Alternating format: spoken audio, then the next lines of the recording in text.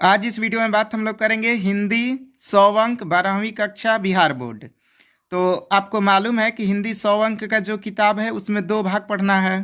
पहला आपका गद्य खंड और दूसरा पद्य खंड। गद्य खंड का अर्थ क्या होता है आपको बिल्कुल मालूम है, निबंध, कहानी, लेख। और पद्य खंड का अर्थ क्या होता है, कविता। तो आज जो ये मैं वीडियो आपको बना रहा हूँ वो गद्य खंड से है, यानी कि गद्य खंड से जितना भी महत्वपूर्ण प्रश्न है वो मैं आपको इस वीडियो में बता दे रहा हूँ, जो कि आपके एग्जाम में बहुत ही मदद करेगा। और साथ ही साथ क्वेश्चन से रिलेटेड मैं और पॉइंट्स बताऊंगा, उसे आप एक कॉपी में नोट करते चलिएगा। तो आपके पास एक कॉपी और एक पेन ज़रूर होना चाहिए। तो वो इम्पोर्टेंट पॉइंट्स भी आप एक कॉपी में नोट करते चलिएगा।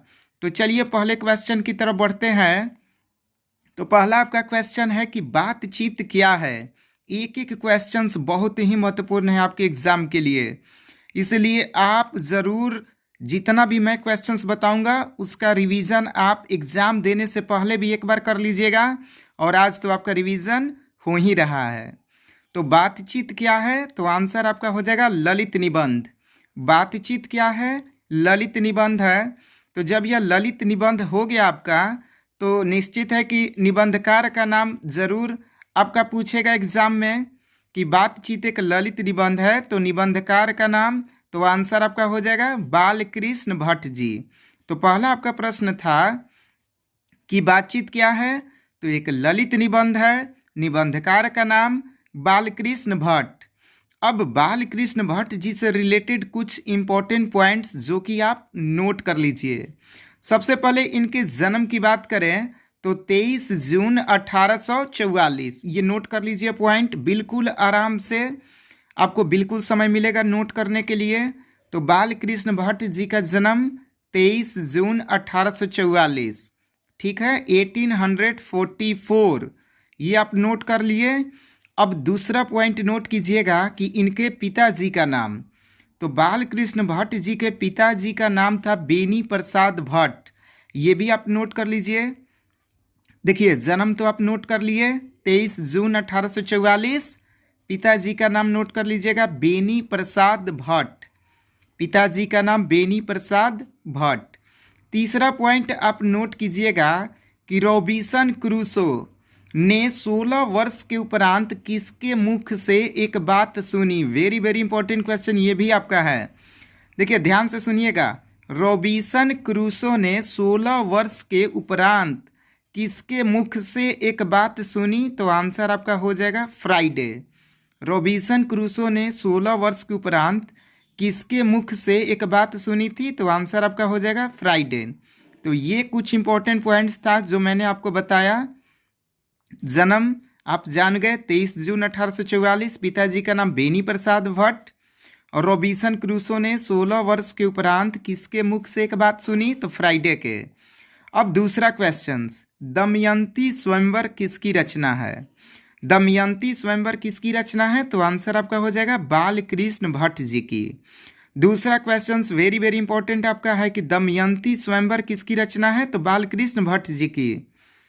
देखिए बालकृष्ण भट्ट जी की रचना जो है वो आपको बुक में दिया है 6 से 7, ठीक है, जिसमें से इंपॉर्टेंट आपका है दमयंती स्वयंवर, उसके बाद नूतन ब्रह्मचारी, 100 अजान एक सुजान, ये पॉइंट भी आप नोट कर लीजिए। नूतन ब्रह्मचारी, 100 अजान एक सुजान, ठीक है, कौन कौन, नूतन ब्रह्मचारी, 100 अजान एक सुजान, ठीक है। अब तीसरा क्वेश्चन की तरफ बढ़ते हैं। उसने कहा था कहानी का नायक कौन था। तीसरा आपका क्वेश्चन है कि उसने कहा था कहानी का नायक कौन था, तो आंसर आपका हो जाएगा लहना सिंह। उसने कहा था कहानी का नायक कौन था, तो आंसर आपका क्या हो जाएगा लहना Singh. Very very important questions आपके एग्जाम के लिए। अब देखिए, अब इस चैप्टर से कुछ इंपॉर्टेंट पॉइंट्स को समझ लेते हैं कि उसने कहा था कहानी किसने लिखा, तो आंसर आपका हो जाएगा चंद्रधर शर्मा गुलेरी जी। ये नोट कर लीजिए आप कि चंद्रधर शर्मा गुलेरी जी की कहानी का नाम उसने कहा था, और ये 20वीं सदी के कहानीकार थे, ठीक। और कुछ और पॉइंट्स की बात करें तो गुलेरी जी ने कुल 3 कहानियां लिखी थी। कितनी कहानियां, 3। देखिए उसने कहा था किसने लिखा, तो चंद्रधर शर्मा गुलेरी जी। चंद्रधर शर्मा गुलेरी जी किस सदी के कहानीकार थे? तो 20वीं सदी। कुल कितनी कहानियां लिखे? तो आंसर आपका हो जाएगा 3। ठीक है। और उसने कहा था कहानी का नायक तो आपको बिल्कुल मालूम ही चल गया कौन, लहना सिंह। और गुलेरी जी के बारे में भी कुछ इंपॉर्टेंट पॉइंट्स जो आप जान गए। ठीक है। और ये लहना सिंह से रिलेटेड मैं आपको कुछ पॉइंट्स बता रहा हूँ कि लहना सिंह के गांव का नाम था मांझे। ठीक, याद रखिएगा ये पॉइंट आप नोट करते जाइए। लहना सिंह के गांव का नाम क्या था? मांझे। और लहना सिंह जमादार के पद पर था। किस पद पर? जमादार के पद पर था। ठीक, ये भी पॉइंट आप याद रखिएगा। लहना सिंह क्या? जमादार। और इनका नंबर था 77 लहना सिंह से कुछ इंपॉर्टेंट पॉइंट मैं आपको बता दे रहा हूँ फिर से कि लहना सिंह के गांव का नाम मांझे। लहना सिंह के गांव का नाम मांझे। लहना सिंह किस पद पर था? तो जमादार। किस पद पर? जमादार। नंबर इनका कितना था? तो 77। और इनका भतीजा था कीरत सिंह। एक बार फिर से आप यदि नोट कर लिए हैं तो फिर से मैच कर लीजिएगा कि लहना सिंह के गांव का नाम मांझे। लहना सिंह किस पद पर था? जमादार। लहना सिंह का नंबर कितना था? तो 77। उसके बाद भतीजा का नाम तो कीरत सिंह। ये आपका हो गया। उसने कहा था कहानी का नायक कौन था? लहना सिंह के बारे में और चंद्रधर शर्मा गुलेरी जी के बारे में। नेक्स्ट क्वेश्चन आपका है कि पलटन का विदूषक कौन था? चौथा आपका क्वेश्चन है कि पलटन का विदूषक कौन था? तो आंसर आपका हो जाएगा वजीरा सिंह। पलटन का विदूषक कौन था? तो आंसर आपका हो जाएगा वजीरा सिंह।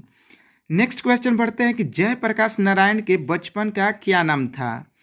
जयप्रकाश नारायण के बचपन का क्या नाम था? तो आंसर आपका है बाउल। अब जयप्रकाश नारायण जी के बारे में थोड़ी सी जानकारी कर लेते हैं। तो इनके सबसे पहले जन्म की बात करें, 11 अक्टूबर 1902। जयप्रकाश नारायण, ये भी पॉइंट आप नोट कर लीजिए कि जयप्रकाश नारायण के बचपन का नाम था बाउल। ये तो आप जान ही गए। इनके जन्म की बात करें 11 अक्टूबर 1902। ठीक है। और ये अपना भाषण कब दिए थे? 1974। और जयप्रकाश नारायण के बचपन का नाम बाउल। ठीक। एक पॉइंट और याद रखिएगा कि जयप्रकाश मार्क्सवादी कब बने? 1924। ये तो हालांकि मैंने क्वेश्चंस में दे दिया है। और जयप्रकाश नारायण को भारत रत्न की उपाधि मिला था 1998 में। ये पॉइंट आप वेरी वेरी इंपॉर्टेंट क्वेश्चन है आपके लिए। जयप्रकाश नारायण को भारत रत्न नोट कर लीजिए 1998, 1998। छठा प्रश्न की तरफ चलते हैं कि जयप्रकाश नारायण ने किस साल छात्र आंदोलन का नेतृत्व किया? तो आंसर आपका हो जाएगा 1974 ईस्वी। सातवां आपका प्रश्न है कि जयप्रकाश जी मार्क्सवादी कब बने? 1924 ईस्वी में। जयप्रकाश जी मार्क्सवादी कब बने? 1924 ईस्वी में। आठवां आपका प्रश्न है कि प्रजा सोशलिस्ट पार्टी का गठन कब हुआ? 1952 में। प्रजा सोशलिस्ट पार्टी का गठन कब हुआ? 1952 में। तो देखिए पांचवा क्वेश्चन आपका था कि जयप्रकाश नारायण के बचपन का क्या नाम था? तो बाउल। छठा प्रश्न, जयप्रकाश नारायण ने किस साल छात्र आंदोलन का नेतृत्व किया? 1974 ईस्वी। सातवां आपका प्रश्न, जयप्रकाश जी मार्क्सवादी कब बने? 1924 ईस्वी में। प्रजा सोशलिस्ट पार्टी का गठन कब हुआ? 1952 में। तो ये आपके हो गए 8। देखिए क्वेश्चन नंबर 9 की बात करें तो दिनकर जी के अनुसार यदि पति विचार है तो पत्नी क्या है? तो आंसर आपका हो जाएगा भावना। अब बात कर लेते हैं दिनकर जी के बारे में। तो इनका जन्म 23 सितंबर 1908। ये नोट कर लीजिए आप आराम से बिल्कुल। दिनकर जी का जन्म कब? 23 सितंबर 1908। अर्धनारीश्वर चैप्टर है आपका।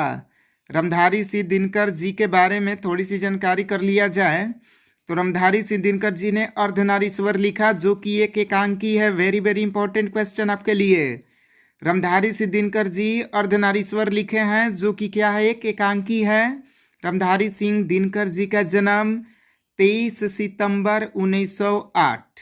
23 सितंबर 1908 रमधारी सिंह दिनकर जी का जन्म। इन्होंने कौन सा चैप्टर लिखा? एकांकी लिखा। एकांकी का नाम अर्धनारीश्वर। और इनको पद्म भूषण का पुरस्कार भी इनको मिला था। ठीक है। और दिनकर जी की पहली कविता कब प्रकाशित हुई? 1925 में। ये पॉइंट भी आप नोट कर लीजिएगा कि दिनकर जी की पहली कविता कब प्रकाशित हुई? 1925 ईस्वी में। नेक्स्ट क्वेश्चन आपका है कि 10वां नंबर कि प्रेमचंद्र थे, क्या थे? गीतकार और कथाकार दोनों। 11 नंबर प्रश्न, मालती का पति क्या है? तो आंसर आपका है डॉक्टर, आपको बिल्कुल मालूम है। 12 नंबर, रोज कहानी की नायिका कौन है? तो आंसर आपका हो जाएगा क्या? मालती। 13 नंबर, अगेज जी की पहली कहानी किस पत्रिका में प्रकाशित हुई? तो आंसर आपका हो जाएगा पत्रिका सेवा। 14 नंबर क्वेश्चन की बात करें तो अगेज जी का जन्म कब हुआ था? 7 मार्च 1911 ईस्वी। अगेज जी का जन्म कब हुआ था? 7 मार्च 1911 ईस्वी। 15 नंबर आपका क्वेश्चन है कि मालती महेश्वर की संतान का क्या नाम है? देखिए कभी कभी पूछ लेता आपको कि मालती के पति का क्या नाम है? तो आंसर आपका हो जाएगा महेश्वर। तो मालती महेश्वर की संतान का क्या नाम है? तो टीटी याद रखिएगा। 16 नंबर क्वेश्चन, परशुराम की प्रतीक्षा संस्कृति के 4 अध्याय पुस्तक किसने लिखा? तो आंसर आपका हो जाएगा रामधारी सिंह दिनकर जी ने। 17 नंबर प्रश्न आपका है कि लेखक मालती से मिलने कितने वर्षों बाद आया था? तो आंसर आपका हो जाएगा 4 वर्ष। लेखक मालती से मिलने कितने वर्ष बाद आया था? तो 4 वर्ष। 18 नंबर क्वेश्चन आपका है कि भगत सिंह किसे घृणित तथा कायरता मानते थे? तो आंसर आपका हो जाएगा क्या? आत्महत्या। 19 नंबर, सन 1926 में भगत सिंह ने किस दल का गठन किया? तो आंसर आपका हो जाएगा नौजवान सभा। 20 नंबर क्वेश्चन, जगदीश चंद्र माथुर का जन्म कब हुआ था? 16 जुलाई 1917 ईस्वी। Very very important question, note कर लीजिए इसे अच्छी तरह से आप। जगदीश चंद्र माथुर जी का जन्म कब हुआ था? 16 जुलाई 1917 ईस्वी। 21 नंबर प्रश्न, 3 कठिया प्रथा का संबंध किससे है? तो नील से है। 3 कठिया प्रथा का संबंध नील से है। 22 नंबर क्वेश्चन आपका है कि पुंडलिक जी कौन थे? तो आंसर आपका क्या हो जाएगा? शिक्षक। पुंडलिक जी कौन थे? तो शिक्षक। 23, बहुजन संप्रेषण के माध्यम पुस्तक किसने लिखी है? तो आंसर आपका हो जाएगा जगदीश चंद्र माथुर जी। 23 नंबर आपका क्वेश्चन है कि बहुजन संप्रेषण के माध्यम पुस्तक किसने लिखी है? तो आंसर आपका हो जाएगा जगदीश चंद्र माथुर जी। 24, भगत सिंह ने अपने मित्रों के साथ असेंबली में बम कब फेंका? 8 अप्रैल 1929 ईस्वी को। 24 नंबर आपका क्वेश्चन है कि भगत सिंह ने अपने मित्रों के साथ असेंबली में बम कब फेंका? तो 8 अप्रैल 1929 ईस्वी को भगत सिंह ने अपने मित्रों के साथ असेंबली में बम फेंके थे। तो ये आपके हो गए टॉप 24 क्वेश्चंस गद्य खंड से। तो आप इन क्वेश्चंस की प्रैक्टिस एग्जाम देने से पहले ज़रूर एक बार कर लीजिएगा। और जो मैं पॉइंट्स आपको बीच में बताया था वो भी आपके एग्जाम के लिए बेहद ही महत्वपूर्ण है। तो ये 24 क्वेश्चंस आपका हो गए हिंदी 100 अंक गद्य खंड का। तो एक बार जल्दी से फिर से एक बार इन क्वेश्चंस के रिपीट कर लिया जाए, चूँकि आपको बिल्कुल याद हो जाएगा। तो चलिए जल्दी से पढ़ लिया जाए एक बार कि बातचीत क्या है। तो एक ललित निबंध है, निबंधकार का नाम बालकृष्ण भट्ट जी। पहला प्रश्न आपका है कि बातचीत क्या है? एक ललित निबंध है, निबंधकार का नाम बालकृष्ण भट्ट। दूसरा आपका क्वेश्चन है कि दमयंती स्वयंवर किसकी रचना है? तो आंसर आपका हो जाएगा बालकृष्ण भट्ट। दूसरा क्वेश्चन, दमयंती स्वयंवर किसकी रचना है? तो बालकृष्ण भट्ट जी की। तीसरा प्रश्न, उसने कहा था कहानी का नायक कौन था? तो लहना सिंह। और लहना सिंह का नंबर आप कमेंट बॉक्स में दीजिएगा तो कि क्या उनका नंबर था, जमादार पोस्ट पे थे ना। चौथा क्वेश्चन, पलटन का विदूषक कौन था? वजीरा सिंह। पांचवा आपका प्रश्न है कि जयप्रकाश नारायण के बचपन का क्या नाम था? बाउल। यदि आपने चैप्टर बढ़िया से पढ़ा होगा तो बाउल के बारे में भी जानते होंगे कि इनकी माता जी, इनको 4 वर्ष तक दांत नहीं आया था तो इनको बाउल जी कह करके पुकारते थे। छठा प्रश्न, जयप्रकाश नारायण ने किस साल छात्र आंदोलन का नेतृत्व किया? 1974 ईस्वी में। सातवां आपका प्रश्न है कि जयप्रकाश जी मार्क्सवादी कब बने? 1924 ईस्वी। आठवां आपका प्रश्न है कि प्रजा सोशलिस्ट पार्टी का गठन कब हुआ? 1952 में। नौवां प्रश्न आपका है कि दिनकर जी के अनुसार यदि पति विचार है तो पत्नी क्या है? भावना। 10वां प्रश्न, प्रेमचंद्र थे गीतकार और कथाकार दोनों। 11 नंबर, मालती का पति क्या है? डॉक्टर। 12 नंबर प्रश्न, रोज कहानी की नायिका कौन है? मालती। 13 नंबर प्रश्न, अगेज जी की पहली कहानी किस पत्रिका में प्रकाशित हुई? तो पत्रिका सेवा। 14 नंबर आपका प्रश्न है कि अगेज जी का जन्म कब हुआ था? 7 मार्च 1911 ईस्वी। 15 नंबर आपका प्रश्न, मालती महेश्वर की संतान का क्या नाम है? तो टीटी। 16 नंबर प्रश्न आपका है कि परशुराम की प्रतीक्षा संस्कृति के 4 अध्याय पुस्तक किसने लिखा? रामधारी सिंह दिनकर जी ने। 17 नंबर प्रश्न, लेखक मालती से मिलने कितने वर्षों बाद आया था? 4 वर्ष। 18 नंबर प्रश्न, भगत सिंह किसे घृणित तथा कायरता मानते थे? तो आत्महत्या को। 19 नंबर, सन 1926 में भगत सिंह ने किस दल का गठन किया? नौजवान सभा। 20 नंबर आपका प्रश्न, जगदीश चंद्र माथुर जी का जन्म कब हुआ था? 16 जुलाई 1917। 16 जुलाई 1917। 3 कठिया प्रथा का संबंध। 21 नंबर क्वेश्चन आपका नील से। 22 पुंडलिक जी कौन थे? तो शिक्षक। 23 बहुजन संप्रेषण के माध्यम पुस्तक किसने लिखा? तो आंसर आपका हो जाएगा जगदीश चंद्र माथुर जी ने। 24 भगत सिंह ने अपने मित्रों के साथ असेंबली में बम कब फेंका? 8 अप्रैल 1929 ईस्वी।